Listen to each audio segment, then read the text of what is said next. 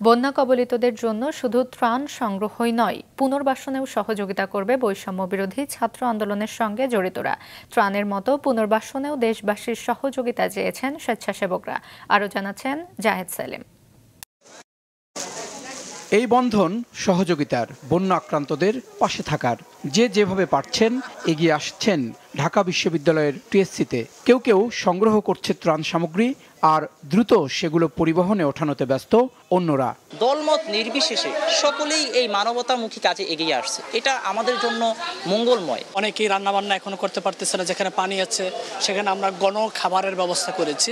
শুধু ত্রাণ দিয়েই দায়িত্ব শেষ করতে চান না স্বেচ্ছাসেবকরা। বন্যা পরবর্তী সময়েও কাজ করবে তারা। যাদের বাড়িঘর ভেঙেছে এদের একটা পুনর্বাসনের আমরা একটা চিন্তাভাবনা করতেছি স্থানীয় প্রশাসনিকভাবে আমরা এখান থেকে সমন্বয় করে। আর যেটা হচ্ছে পানিবাহিত রোগ, কিন্তু পানি নামার পরে। এই জন্য আমি বলবো যে দেশবাসী যেভাবে আগায় আসছেন আপনারা আবারও আগায় আসেন। এটা কোনো ব্যক্তি উদ্যোগে সম্ভব না, যেহেতু একটা জাতীয় দুর্যোগ বলা যায়। পুনর্বাসনের চিন্তা ভাবনাটা আসলে সেটার জন্য আমরা এই নগদ অর্থ যে দিচ্ছে সেখান থেকে কিছু উদ্বৃত্ত অর্থ রাখছি।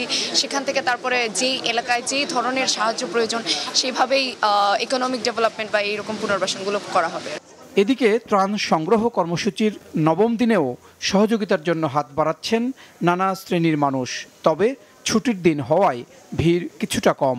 আমরা অন্যান্যভাবে সাহায্য করছি, বাইরে গিয়ে ওরা সাহায্য করছি, কিন্তু এখানে আছে ওরা শিখবে, দেখবে ওরা যে ভবিষ্যতে ওরা যেন এরকম করতে পারে। সাহায্য সহযোগিতা যতটুকু আমরা নিয়ে এসেছি সেটা শতভাগভাবে বাস্তবায়ন হবে, সততার সাথে হবে, ন্যায্যতার সাথে হবে, যৌক্তিকভাবে হবে। শুধু বন্যা আক্রান্তরা নয়, যে কোনো দুর্যোগে মানুষের পাশে থাকার কথা জানিয়েছেন শিক্ষার্থীরা। জাহেদ সেলিম, মাছরাঙা সংবাদ, ঢাকা।